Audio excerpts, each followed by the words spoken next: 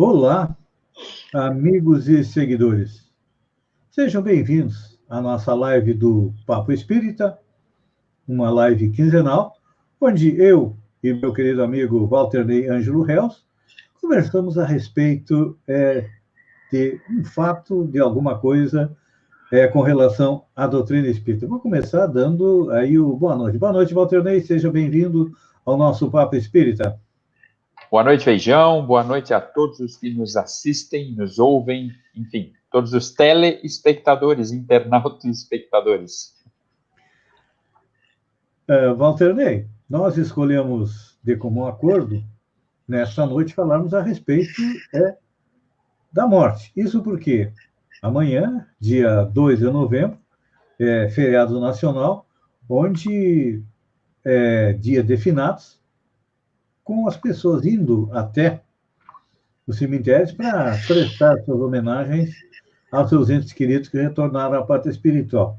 E esse ano, com certeza, teremos mais gente indo aos cemitérios, na nossa região, no Brasil e também no mundo, porque a coronavírus, segundo dados atuais, ceifou 3.100 vidas em Santa Catarina, 160 mil no Brasil e 1.200.000 no mundo todo. Eu diria até que é bastante temerário as pessoas irem aos cemitérios nesta época de coronavírus. Na verdade, é temerário várias condutas que nós estamos tomando, e eu li um artigo muito interessante que faz uma relação entre o comportamento das pessoas, claro, aquelas que não estão obrigadas, né, a se expor, algumas estão obrigadas por questões de trabalho a se expor, mas aquelas que não estão obrigadas e que tratam com certo desdém essa pandemia, e nos remetendo àquela reflexão antiga, todo mundo conhece, do cara que ficava dizendo que Deus ia ajudar ele, e veio o barco, veio o carro de bombeiro, veio tudo, e ele estava esperando Deus. Ou seja, ali é uma reflexão sobre como nós devemos interagir com as nossas competências humanas, né, ô Feijão? E uma das nossas competências humanas é justamente identificar as coisas e saber como lidar com as coisas, ou tentar saber como lidar com as coisas. E tem gente que não aceita, tem gente que simplesmente, isso aí não é nada, isso aí, sei lá, pensa que vai acontecer algo metafísico que vai resolver a questão. Não, a questão vai se resolver com um comportamento nosso. E lamentavelmente, boa parte da população no mundo ainda trata com desdém essa pandemia que, como tu bem colocou, já ceifou 1 milhão e pouco de pessoas no mundo e só no Brasil 160 mil. Só para tu teres uma ideia, Feijão, o que é 160 mil pessoas? Salvo engano, tá? Eu não quero estar enganado, mas eu acho que na Segunda Guerra Mundial o Brasil não perdeu 1.000 soldados. Realmente. É inacreditável. 160 mil seria, já que o Walter Ney mora em Criciúma, acredito que em torno da população de Criciúma, né? Pouquinho menos, tem 210 mil, mas tu vê, é quase uma Criciúma, sabe? Então E não é só a questão do número, não é apenas um número, né, Feijão? As oportunidades que o planeta perde. Cada desencarne é uma mente humana que vai para outra esfera e depois vai ter que se recompor e tal. E nós, enquanto grupamento humano, perdemos essa oportunidade, né? Até os próprios países também perdem, porque essa semana eu estava lendo um artigo uma reportagem da BBC Brasil, onde dizia que essas pessoas que estão desencarnando vão fazer falta na economia, porque eram pessoas que poderiam produzir e acabam retornando à parte espiritual. Então, a gente começa a perceber, claro, que a doutrina espírita nos mostra isso, mas tudo está interligado. Há alguns dias atrás, até fiz um comentário no meu programa de manhã, Reflexão Matinal, a respeito de quando alguém tira a vida de uma outra pessoa, aquilo vai ter reflexo em várias encarnações, para aquela pessoa que tirou a vida e para aquela pessoa cuja vida também foi tirada. Então, realmente, tudo está encadeado, apesar de que, na pergunta 540 do Livro dos Espíritos, Allan Kardec coloca que tudo se encadeia no universo, desde o átomo até o arcanjo, que já começou como átomo, né? Então, a gente percebe aí a longa, não a estrada da vida, como diz aquela música, mas a longa estrada da evolução. Exatamente. E tudo se encadeia, né? Teoria do caos, enfim, qualquer coisa que acontece, ela, de uma forma ou de outra, ela vai impactar os demais fenômenos que vão sucedendo. E não apenas por isso, mas eu creio também, Feijão, que por uma questão de... eu acredito que quando nós banalizamos não apenas a dor, mas o desencarne, a morte, enfim, quando nós banalizamos as situações de vida e de morte, nós cada vez mais nos encalacramos em nós mesmos, sabe? E vamos perdendo a habilidade de interagirmos uns com os outros, o que faz com que nós progredimos ou progridamos moralmente, como diz o senhor Allan Kardec no livro Céu e Inferno. O que nos faz progredir moralmente, e aqui, pelo amor de Deus, povo de Jerusalém, não entendam moralmente como essa moral religiosa, né? O senhor Allan Kardec falava de uma moral na sentido de aquisição de virtudes, de qualidades do espírito, né? E isso só acontece através das relações. Então, quanto mais a gente vai se afastando das pessoas, menor as chances de nós nos tornarmos pessoas melhores, né? E eu vejo, já que estamos trabalhando, indo nessa estrada, de que a pandemia serviu para quê? Para que a gente pudesse olhar para dentro de nós mesmos e olhar a respeito do nosso relacionamento com as outras pessoas, porque o ser humano precisa de alguns minutos, alguns momentos de introspecção para poder fazer uma avaliação de si e do que está fazendo em relação à vida como um todo. E eu vejo o coronavírus como sendo parte importante desse processo, porque a grande maioria de nós ficou em casa por um tempo, outros têm que continuar em função do que está acontecendo, e daqui a pouco, se acontecer aqui no Brasil o que está acontecendo na Europa, vai ter mais um fechamento, então é uma oportunidade muito grande da gente olhar para dentro de nós mesmos, e já que nós estamos falando no retorno à pátria espiritual, e analisar como é que vai ser o nosso retorno à pátria espiritual, né? O nosso retorno à pátria espiritual, e isso é tratado largamente, né, em praticamente todas as obras, não apenas as obras espíritas, tá? Mas desde o Livro dos Mortos, que é uma espécie de manual para morrer que o povo egípcio tinha, o Livro dos Mortos tratava justamente disso, ou seja, de como você deveria se preparar para a morte, já que eles interpretavam corretamente que a nossa interação com o ato de morrer é que dá qualidade ao nosso ato de viver. Isso parece muito óbvio, né? Quanto mais a gente nega o ato de morrer, mais a gente desperdiça a vida, né? Mais a gente joga a vida fora. Tem um estudo, Feijão, eu lembro do primeiro nome da pesquisadora, ela, na verdade, ela era intensivista, e ela trabalhava com pacientes terminais, e ela pediu autorização para fazer um acompanhamento, um questionário para pacientes terminais, e ela identificou um ponto em comum. Todos eles apontavam que a falta de trato com a morte fez com que eles não escolhessem rapidamente as coisas importantes durante a vida. Tá entendendo? Então, às vezes, tu tinha um relacionamento muito sério e tu ia postergando tratar daquele relacionamento porque tu achava que tu nunca ia morrer. E aí, a ausência da nossa consciência de mortalidade faz com que a gente diga assim, eu estou com um problema lá com meu pai, mas agora eu estou preocupado em comprar mais uma casa. Aí você vai lá comprar a casa e não se resolve com teu pai. Quando tu tem consciência da tua mortalidade, tipo assim, agora tu tem 3 meses de vida, que era o caso, né? Aí a pessoa se desespera. Aí a pessoa diz, meu Deus, o que eu fiz? Fiquei comprando casa ao invés de me resolver com meu pai, com a minha mãe, com meu filho. Sei lá, né? Então... quando tu falou do Livro dos Mortos, eu estava lembrando, eu penso, na minha visão, que a civilização egípcia foi a civilização que melhor lidou com a morte. Porque tinha uma preparação. Claro, a gente, quando hoje vê uma pirâmide, a gente percebe o lado externo da preparação para a morte, que eles acreditavam que o espírito iria retornar ao corpo. Mas quando tu falou do livro dos mortos, esse dia eu estava lendo, que o espírito, quando morria, chegava até a deusa Mate, que era aquela que tinha a chave de mandar tudo ou para o céu ou para o inferno, e tinha que responder a 30 perguntas. E olha, não fiz isso, não fiz aquilo, não fiz aquilo outro. E até achei uma coisa interessante. Tem um autor espírito, acho que é Valdemir Lisso, o nome dele, não lembro o nome dele. Mas ele nos coloca uma coisa interessante.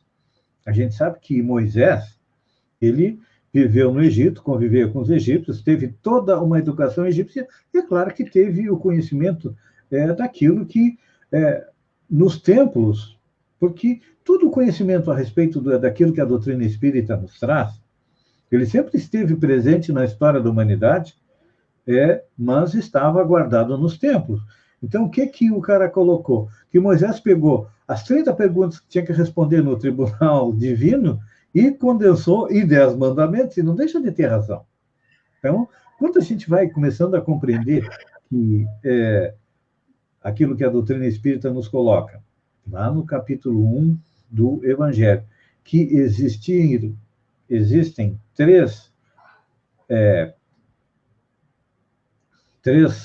revelações, claro que a Kardec está se referindo ao mundo ocidental, com Moisés, depois Jesus, e depois a doutrina espírita. Só que cada povo teve seu revelador, e os egípcios, e para mim, e também os hindus, por serem descendentes dos capelinos, tinham todo esse conhecimento, isso foi repassado para todo o resto da humanidade. Então, na minha visão, os egípcios foram aqueles que conseguiram melhor lidar com a morte, tinham uma preparação.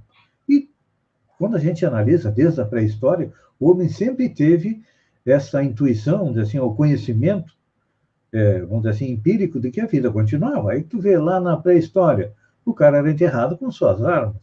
E aí tu vê toda esta visão vindo, passando por todas as civilizações, depois as igrejas assumiram, cada uma, claro, da sua maneira, dizendo, olha, morreu, vai para o céu, vai para o inferno, aí depois vão ter que achar um lugarzinho para botar aquele povo que nem bom, nem ruim, vai para o purgatório. Então, é um processo que estava acontecendo, e, na minha visão, quando Kardec nos traz a doutrina espírita, junto com ele vem Karl Marx trazendo o materialismo, e, infelizmente, a civilização, principalmente ocidental, acabou tendo um viés materialista, por isso que nós temos essa dificuldade de lidar com a morte. A gente foge da morte como o diabo da cruz, né?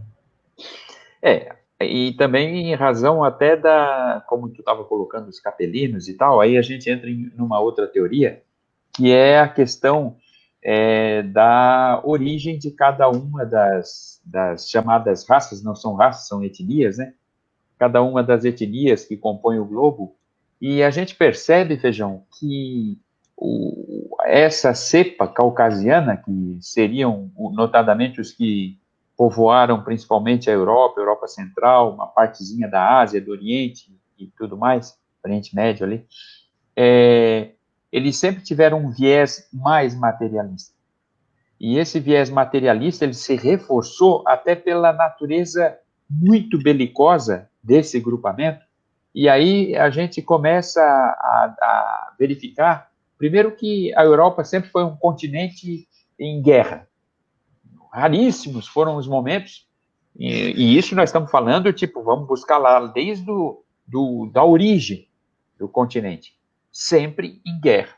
E aí as duas últimas grandes guerras trouxeram uma ferida gigantesca. Se tu imaginar o número de jovens que foram ceifados na Primeira e na Segunda Guerra, praticamente inviabilizando o continente a médio e longo prazo, isso gerou uma amargura coletiva. E aí um distanciamento, porque a proposta de um Deus não coadunava com o que eles estavam vivenciando, com a miséria de toda a natureza, as atrocidades que eles estavam vivenciando. E isso fez esse povo se afastar muito rapidamente, né? Tem um estudo que aponta que, apesar de não ser o tema da noite, mas tem um estudo que aponta que de 15 mil igrejas anglicanas, né, na Grã-Bretanha, 5 mil, em questão de 20 anos, 5 mil deixaram de ser igreja, viraram boate, viraram sala de apresentação musical, porque as pessoas simplesmente pararam de buscar uma relação. E é isso que cada vez mais torna a vida muito mais difícil de ser vivida. Porque se nós observarmos, as pessoas entendem o seguinte: não, eu tenho que viver alucinadamente porque eu não sei se eu vou estar vivo amanhã. A questão de você se relacionar com a morte não é dessa forma. A questão de você se relacionar com a morte é interpretar profundamente o que a morte representa, não como um antagonismo à vida, mas como a própria demonstração, ou seja, como a própria evidência da vida. Porque vamos supor que não existisse a ideia de morte, você também não teria ideia de vida. Com certeza. Né? Então, eu acredito que esses tabus todos que nós criamos, eu li um texto que eu achei interessante, que a pessoa dizia assim, a ausência de vida, ela não falava morte, a ausência de vida. Tem muito tabu. Outro dia, num café da tarde lá na mãe, há um tempo atrás, né, antes da pandemia, a gente estava num café lá na mãe, e de repente, não sei o que falaram lá, começaram a falar sobre morte, uma prima minha levantou e saiu correndo. Ela disse: eu não gosto de ficar num local que fala de morte. Essa é a nossa relação com a morte. E aí o resultado é danoso. Né? Como é que nós vamos construir uma vida boa? Não tem, né? Porque o relacionamento com a morte deveria ser através da compreensão daquilo que a doutrina espírita nos coloca aqui. Primeiro, o que é a morte? É o esgotamento dos órgãos. A vida para nós, que temos conhecimento da doutrina espírita, a morte representa nada mais, nada menos o quê? O retorno à pátria espiritual. Essa concepção, essa crença, esse acreditar de que a vida continua além da morte, isso já é intrínseco no ser humano. Até porque, quando nós chegamos no reino nominal, o que acontece conosco? Nós somos apresentado para nós. Eu digo que eu ainda sou um cara do tempo antigo, ainda sou do tempo do disquete de computador. Hoje em dia é um pendrive, wireless, etc. e tal. É como se fosse, nós somos o hardware, a máquina, e quando nós chegamos no reino nominal, é colocado ante nós um programa que diz: olha, tu é eterno. E aí a gente pensa: mas o que é a eternidade? Eu sempre utilizo um raciocínio matemático para mostrar a eternidade de Deus e a nossa eternidade. A eternidade de Deus é como se fosse uma régua que não tem início, inicia no infinito e vai terminar no infinito. Então, esse é Deus. Sempre existiu, até a pergunta número 1 do livro dos Espíritos, Kardec pergunta o que é Deus, e os Espíritos respondem: Deus é a inteligência suprema, causa primária, ou seja, Deus sempre existiu, e aí vamos ao nosso raciocínio. Quem somos nós? Dentro dessa régua, Deus inicia no infinito. Nós iniciamos num ponto X. E desse ponto X, também nós vamos para o infinito. Aí vem Allan Kardec dizer: olha, começa com um espírito perfeito, depois passa para bom espírito, e depois passa para espírito puro. Então, como nós estamos lá no início da régua, ainda no espírito imperfeito, a maioria de nós acredita que a morte é o fim. E tu falasse em Europa, esse distanciamento da Europa, vamos dizer assim, de Deus, se reflete nas pesquisas porque é o continente que tem a menor parte da população acreditando em Deus, aceitando a existência de Deus, e é a parte que é menos religiosa também. Quando eu falo em religião, eu não falo em religião A, B, C ou D. Religião, para mim, o que é? É a nossa religação com Deus. Seria o quê? Colocar em prática aquilo que para nós espíritas é uma verdade absoluta, a moral do Cristo, que é a moral que reina no universo. Então, é como se nós fugíssemos da morte, porque, desculpem, nós temos medo de retornar à pátria espiritual e ter que nos ver frente a frente com a nossa consciência, porque aquele filmezinho que passa quando a gente está retornando à pátria espiritual, o que é? Nada mais, nada menos que aquilo que a gente devia fazer todo dia, uma análise daquilo que nós fizemos de certo e de errado, e aí, ai meu Deus, eu quero outra chance, errei, perdi metade desta encarnação. E aí, por isso que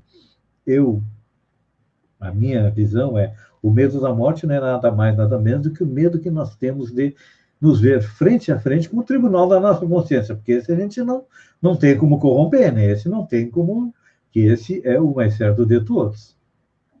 E é um temor que ele nasce, muito provavelmente, né, várias situações apontam para isso, muito provavelmente dessa quase intuição do desperdício da vida.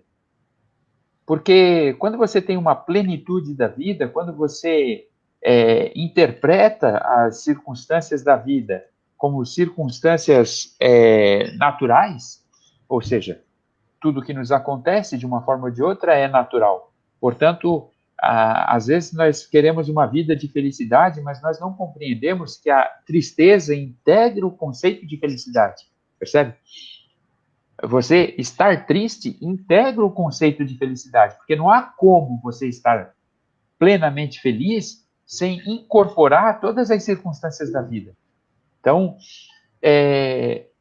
essa percepção, essa quase intuição de que nós desperdiçamos, literalmente desperdiçamos as experiências de vida, de existência, né? Porque a vida é uma só, as existências é que são múltiplas.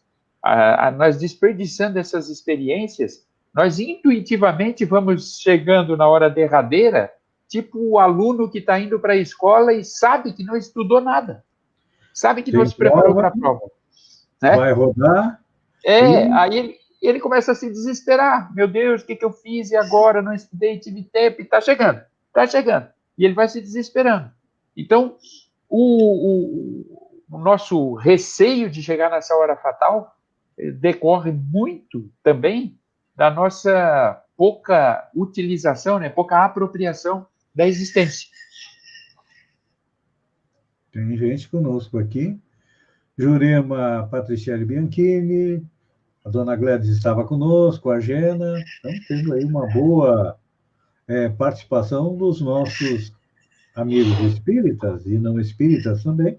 E se alguém quiser fazer alguma colocação, alguma pergunta, alguma coisa, é só entrar lá no meu Facebook, como está ali, para interagir, e fazer também a sua colocação. Mas voltando, Walter Ney, vamos analisar agora o que acontece depois do nosso retorno à pátria espiritual. Falávamos bastante a respeito aí do medo, do retorno, e depois, quando morremos, claro que o processo não é igual para todo mundo, cada um vai morrer de acordo com como viveu, e vai chegar também na pátria espiritual de acordo com aquilo que viveu.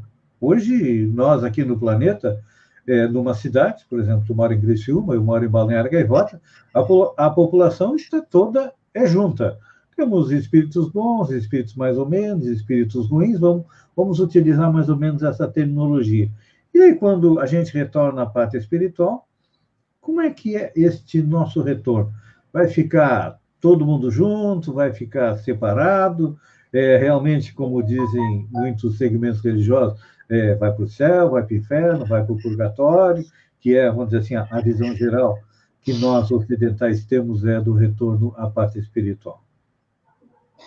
Então, Feijão, o universo é regido por princípios, né? Nós falamos ali dos egípcios e há um consenso de que a boa parte da cultura metafísica que fundamentou o Egito vem de Hermes Trismegisto, que viveu um pouco antes de Moisés. Alguns até acreditam que esse pessoal foi discípulo de Hermes Trismegisto. Enfim, mas o fato é que ele enunciou alguns princípios elementares que regem o universo. E um deles é justamente o princípio da sintonia. Tudo busca uma harmonia, não uma harmonia no sentido que nós entendemos, né? Uma harmonia musical e tudo mais, mas tudo busca uma sintonia por afinidade. E conosco não é diferente. Não só do ponto de vista material, como há essa incessante busca, né, por essa sintonia, pelo chamado nível, mas também, e principalmente, do ponto de vista vibracional. É uma lei, a lei da vibração. É um princípio, perdão, não uma lei. O princípio da vibração. E por esse princípio vibracional, nós vamos, sim, nos buscarmos por afinidade. Se nós tivermos afinidade com entes queridos, com parentes e tudo mais, é provável que nós os encontremos. Assim como acontece aqui, né, Feijão? A maioria das coisas que a gente tenta adivinhar no mundo espiritual, na verdade, você não precisa adivinhar. Basta você fazer uma avaliação, ainda que superficial, seja do seu comportamento, seja da forma como você se relaciona com as pessoas aqui, vai ser igual. Não vai ter mágica. Então, se você aqui evita um parente, evita ir na casa de alguém, com certeza lá no mundo espiritual vocês vão estar em lugares opostos, né? Se você gosta da pessoa, se você procura a pessoa, liga para ela, quer ir na casa dela, quer fazer visita e tudo, com certeza, quando desencarnar, vocês vão ter afinidades e vão se encontrar. Então, a regra é a mesma. Basta a gente ver como é que a gente se comporta aqui.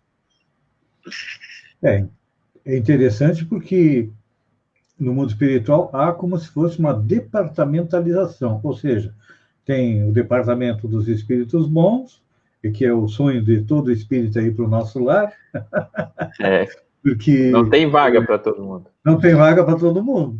Aí, o que vai sobrar para nós? Já que não dá para ir para o nosso lar, quem sabe a gente vai ficar numa aqui em Santa Catarina, aonde possamos trabalhar. Uma sucursal. É interessante que, em função da teoria vibracional, da vibração, nós vamos estar com quem? Com aqueles com quem nós temos afinidade. Então, com certeza, o Walter Neja trabalha, eu também trabalho nas reuniões mediúnicas, a gente atende a espíritos que estão, por exemplo, os assaltantes, quando vem para a gente atender, vem um grupo de assaltantes, porque são espíritos que estavam imantados com o mesmo tipo de pensamento, mesmo tipo de ação, então, eles vêm para serem atendidos. Então, acontece isso na espiritualidade. Tem os espíritas sonham com o nosso lar, mas tem uma favelinha, tem aqui, tem ali, tem lá, onde nós vamos nos reencontrar com quem? Com aquele que nós temos afinidades, né? Então, é interessante a gente procurar compreender, porque aquela visão de céu e inferno realmente, vamos dizer assim, é uma visão pequena, tacanha, mas não deixa de ser uma realidade do que acontece na espiritualidade, porque nós vamos estar juntos com aqueles com quem nós temos semelhança de gosto, de pensamento e semelhança de ações também, né? Claro, e assim, a questão de céu e inferno, Feijão, seja por afinidade, seja por utilizar uma figura de linguagem, seja por analogia, por metáfora, a ideia não surgiu do nada. Então, a ideia de céu e a ideia de inferno, que permeia praticamente todas as culturas, todas as mitologias, assim como a ideia da luta entre o bem e o mal permeia, né? Ela integra todas as mitologias. Você tem sempre uma disputa, seja no mundo espiritual, seja aqui, há uma disputa. Então, essa ideia de céu e de inferno, ela com certeza, ela é justamente fruto da experiência vivida por todos esses, vou usar essa expressão, por todos esses autores, desde Homero, desde tempos imemoriais, que criaram essa ideia. E quando eu digo ela é experiência, por quê? Porque nessas idas e vindas, ainda que fosse lá atrás, 5, 6, 8 mil anos atrás, ainda que fosse lá atrás, nessas idas e vindas, por afinidade, os grupos se encontravam. Então, tu desencarna, vai para um lugar terrível, desagradável, cheio de besta-fera e tudo mais. É claro que quando você reencarna, isso fica no teu arquivo e tu vai imaginar isso como inferno. Aí outro vai para um lugar que tem, né, campos elíseos, jardins, bosques, pessoas agradáveis. Ele reencarna, não, tem céu. Então, nada disso é por acaso, é uma pintura. Mas é uma pintura que não retrata justamente aquilo que as doutrinas quiseram retratar, né? Ó, tem um Deus aí, nós somos, para variar, né? Nós somos os caras que sabem como tu vai entrar no céu. Né? Que é a nossa... O lance é o seguinte, o lance é busca de poder. E as doutrinas, lamentavelmente, utilizam esse nosso temor para ter um sistema de controle sobre todos nós. Sobre as pessoas. Realmente, olha, palavras em descrição do céu e inferno, para mim, a melhor descrição que nós temos vem da Divina Comédia, do Dante Alighieri, onde ele vai em busca da sua amada e visita todos esses espaços. Só que o avanço que a doutrina espírita nos dá a respeito disso, o que, que é? É que, através da reencarnação, da lei de causa e efeito, não existe inferno eterno, mas todos nós, um dia, vamos chegar, vamos dizer assim, vamos utilizar a terminologia, vamos chegar ao céu. A partir de quê? Através das reencarnações, através das experiências e através do nosso aprendizado, né? Essa é assim, a chave da conquista do céu. Não vamos conquistar o céu através da teologia da prosperidade, a teologia disso, daquilo outro, mas a partir do momento que a gente começa a compreender os ensinamentos do Mestre Jesus, que diz: ama a Deus e ama teu próximo. Aí tem todo um processo para a gente conseguir colocar isso realmente em prática, né? Não tenha dúvida. E talvez a nossa maior dificuldade seja justamente interpretar que a experiência de vida da existência que nós temos aqui, interpretar que essa experiência de vida é que, se pode usar essa analogia, é que te dá a chave para poder acessar os lugares que tu quer. Às vezes a gente fica esperando desencarnar para daí chegar lá e ver, bom, agora eu vou ver o que eu vou fazer para chegar no nosso lar, ou para chegar no céu, ou seja lá o que for, né? Nos Campos Elíseos, no Valhalla e tudo mais. Não, tu tem que fazer justamente durante a experiência da existência, porque é ela que te garante, assim como, vamos voltar ao exemplo, assim como é o estudo prévio que garante ao aluno o acesso a uma nota boa, é a experiência vivida, bem vivida, que garante a todos nós uma entrada no céu, se é que se pode usar essa expressão. Aí, galera, tá? Não tem um céu circunscrito, mas tem um céu aqui, ó, na tua mente. Eu diria que o céu, o que é? É a consciência tranquila, a partir do momento que a gente compreende as leis morais, que estão lá na quarta parte do Evangelho, e acaba cumprindo todas elas. Então, o inferno é o quê? É a nossa consciência nos cobrando aquilo que nós fazemos de errado ou fizemos de errado nas outras encarnações. Então, este é o nosso céu ou nosso inferno.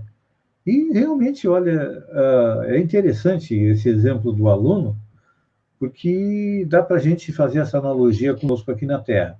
Como a vida é contínua nos dois planos da existência, e a gente estuda, aprende, se prepara, faz um planejamento para chegar até aqui, e esse planejamento é feito nos mínimos detalhes. Quem conhece a doutrina espírita, quem não conhece, indica um livro, Missionários da Luz, psicografia do Francisco Cândido Xavier, do espírito André Luiz. Lá mostra como é que é preparado, inclusive, o corpo. Que hoje em dia, nossos cientistas já dizem, olha, vamos mexer lá no DNA, porque lá tem o genoma X, Y, Z, que é um gatilho para a doença A, B, C ou D. Tudo isso é adredemente preparado na espiritualidade, porque nós precisamos, quando chegar aqui na Terra, fazer a prova. É a tal prova que a gente vai chegando perto dela, não estudou, está chegando a hora da prova e a gente não sabe como é que vai fazer.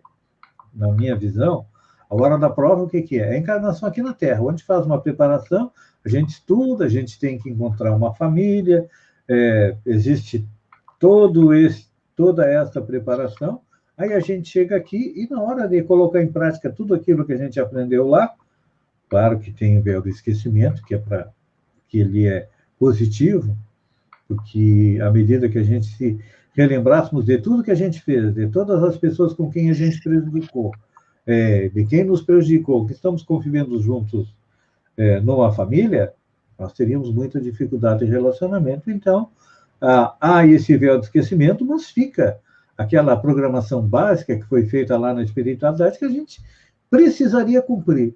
Aí a gente chega aqui, pega um atalho daqui, um atalho dali, um atalho de lá, e acaba não cumprindo, vamos dizer assim, todo aquele programado, todo aquele projeto que a gente fez, e aí tem que recomeçar. Por isso que às vezes vem a depressão, a tristeza, as doenças, que é para o quê? Para nos tentar nos colocar de volta no bom caminho. E é o que está acontecendo hoje com o coronavírus para a humanidade. Está tentando fazer a humanidade retornar ao caminho da evolução correta, né? Porque se nós continuarmos desse ritmo, nós vamos nos destruir, destruir o planeta, e aí?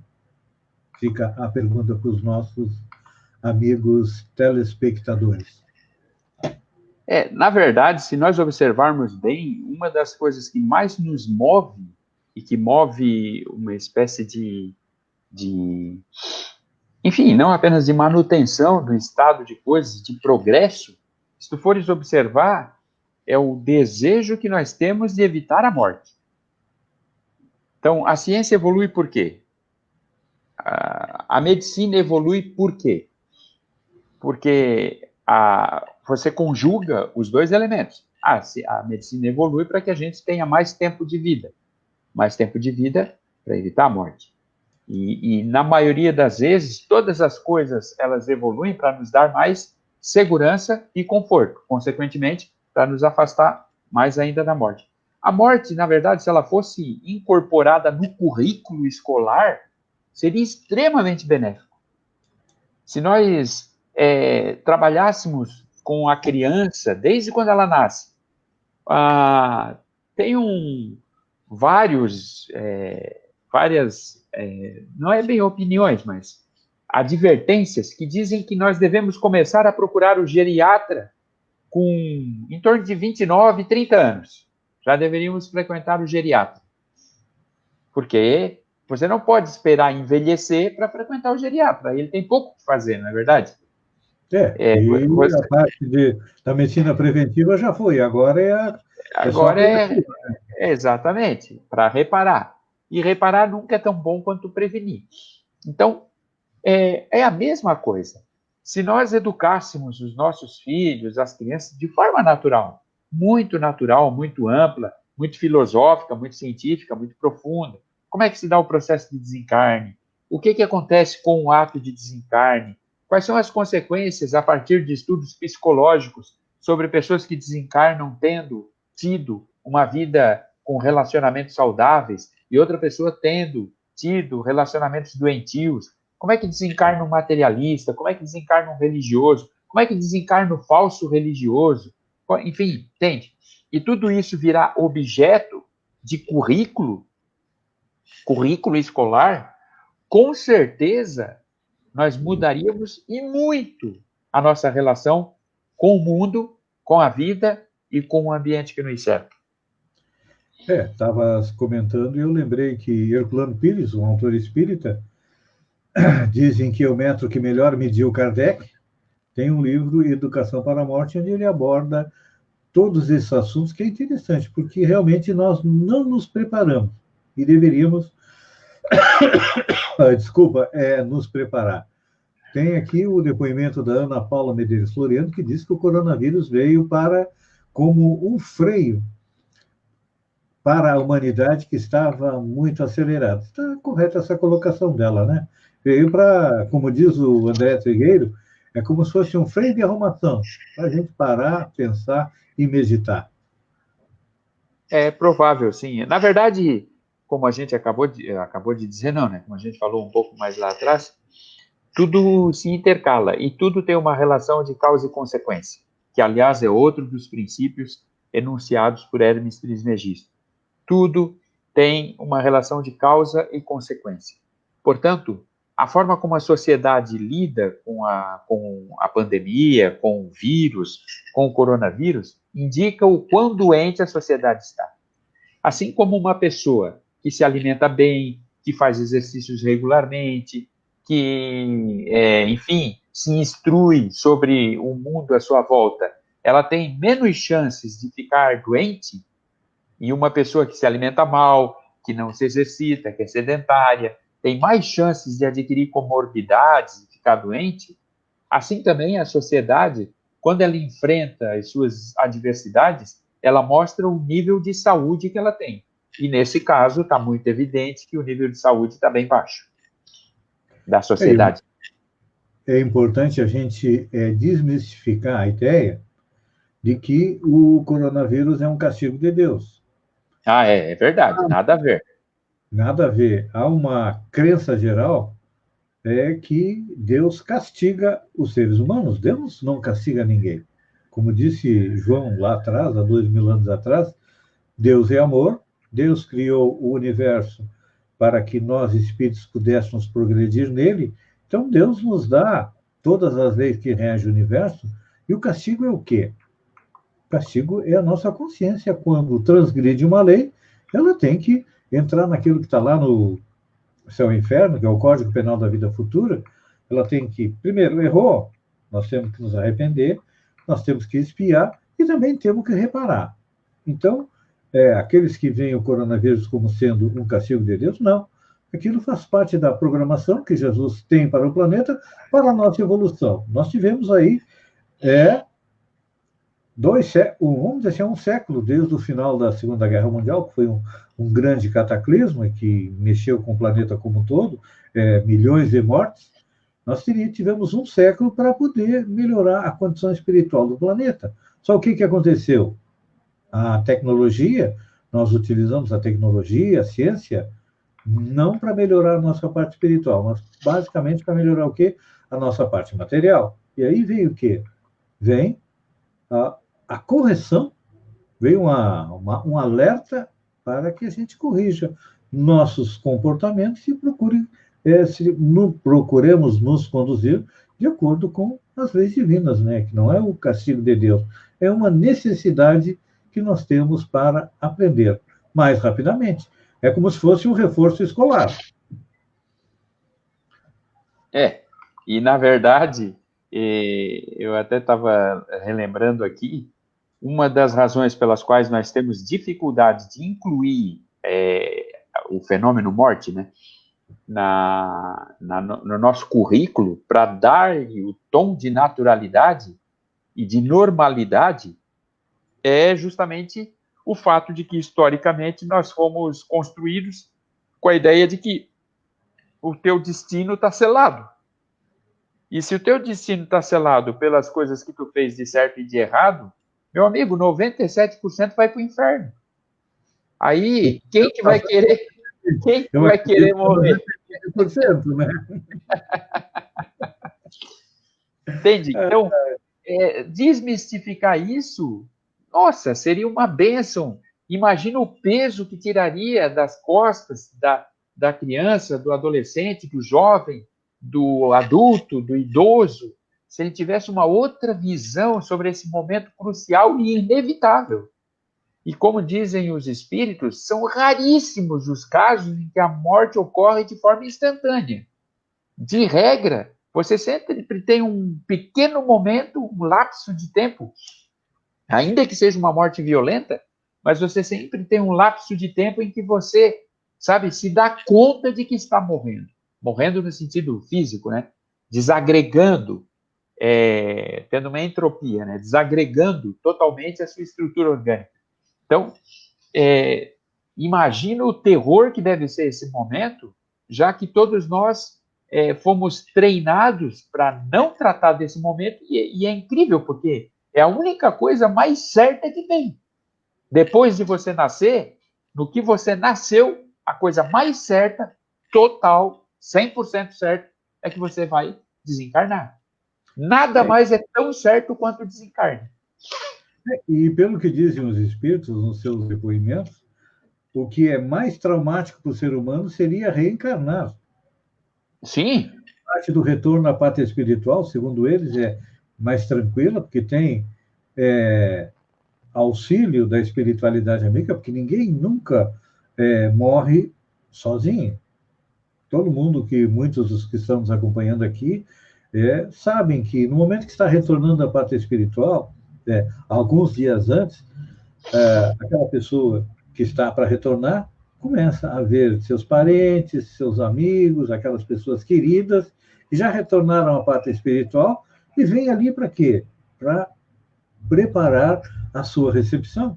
É como nós, quando a gente tira umas férias, viaja, quando retorna da viagem, tá a família, estão os amigos nos aguardando. Ah, que saudade que eu estava de ti, passasse um mês, passasse 10 dias, passasse 15 dias viajando, então agora vem aqui, dá um abraço, vamos conversar, me conta o que tu fez na viagem. Então, isso também acontece conosco, no retorno à parte espiritual.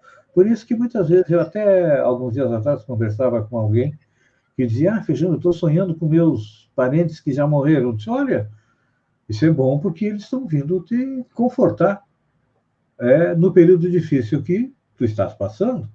Ou talvez até essa pessoa ainda está encarnada, talvez seja até uma preparação para o retorno à parte espiritual, mas a gente percebe que há uma interação entre os dois planos da existência e que ninguém está sozinho no momento do desencarne, até porque existem técnicos na espiritualidade que vêm nos ajudar a fazer o quê? O desligamento do nosso espírito, do nosso corpo, porque o espírito está ligado célula a célula, molécula a molécula. Então, muitas vezes há a necessidade de nós termos uma ajuda desse pessoal para ter um desencarne mais tranquilo. No Obreiros da Vida Eterna, o André Luiz narra minuciosamente o desencarne do... Esqueci o nome dele, Matias, sei lá, não lembro o nome dele. Ele narra minuciosamente o desencarne, e inclusive a interferência que a família fazia nos atos de desencarne, a esposa que ficava ali chorando, né? Era muito comum naquela época as pessoas terem os seus momentos derradeiros em casa, né? E inclusive serem veladas em casa. Até a década de 70, 80, isso era bem comum, as pessoas serem veladas em casa. Então, na questão 961, os espíritos perguntam, o Sr. Allan Kardec pergunta, qual é o sentimento mais comum? A dúvida, o temor ou a esperança no ato de morrer, quando a pessoa está desencarnando? E os espíritos respondem, a dúvida nos céticos, o temor nos culpados e a esperança naqueles que viveram bem no sentido, né, de que foram pessoas positivas. Se for o homem de bem do Evangelho, estamos lascados. Vai sobrar tudo. Vão ter esperança. Né? Se nós formos avaliar em relação ao homem de bem, no mínimo 100 anos no umbral. Vamos dizer assim, que é o inferno dos nossos amigos cristãos, até que a gente seja retirado de lá pela misericórdia de Deus e trazido para depois uma nova encarnação. Não tenha dúvida. Então, é um processo, né? E por isso que eu insisto, Feijão, que, lamentavelmente, nós não só não tratamos da morte com seriedade, e como disse o próprio senhor Allan Kardec, se você quer respostas sérias, faça perguntas sérias. Né? Então, nós não só não tratamos a morte com seriedade, mas ainda abominamos o evento morte. E isso é extremamente traumático. E o dia que nós conseguirmos reverter isso, traduzirmos a morte como um fenômeno tão natural quanto respirar, as crianças e os jovens e os adultos das futuras gerações que lidarão com isso vão ter outro tipo de existência. O nosso amigo Sidney Espanhol está nos dizendo que é o desencarne de Dimas. Obrigado aí, porque eu e o Walter Ney já estamos com um pouquinho menos desencarne de Dimas, é isso aí. Obrigado, Sidney. Amigos mais jovens, então temos dificuldade de... Walter Ney, nosso papo está bom, mas nós nos dispusemos a conversar por 50 minutos, já estamos com 49 minutos. É isso aí. Agradecer a todos que estiveram conosco aqui, nos acompanhando, procurando compreender um pouco mais a respeito do Dia do Finados, a respeito do retorno à pátria espiritual. É importante lembrar a todos que estão nos ouvindo que amanhã, com certeza, seus entes queridos vão estar lá no cemitério, para quem vai visitá-los, aguardando com amor, com carinho, esta homenagem. Mas aquele que não puder estar, até em função de pandemia, de morar em outra cidade, uma boa oração para seu ente querido vai fazer o mesmo efeito. Agradeço a tua participação e te convido para fazer, no início esquecemos de fazer a oração inicial, o papo foi, iniciamos batendo papo, esquecemos da oração inicial, mas eu vou te convidar para fazer a oração final e o encerramento do nosso Papo Espírita. A todos que estão conosco, muito obrigado, fiquem com Deus e até daqui a 2 domingos novamente. se Deus quiser. Então, vamos agradecer a oportunidade de estarmos aqui reunidos e nessa data que nós, aqui encarnados, comemoramos em nosso país, a data de finados, em que se faz uma reflexão não apenas sobre a morte, mas sobre os entes queridos que partiram para a pátria espiritual, e como bem lembrou o Feijão, nesse momento, num volume muito maior do que gostaríamos, do que todos nós gostaríamos. Vamos aproveitar essa ocasião, esse momento, para endereçar a todos aqueles que são nossos entes queridos, nossos melhores pensamentos, mas também para trazer para a nossa reflexão cotidiana e diária a compreensão e a profundidade do valor da morte no valor da vida. O Senhor nos ampara, como vem fazendo desde a nossa criação. Que assim seja. Obrigado, Walter Ney, e até o próximo Papo Espírita.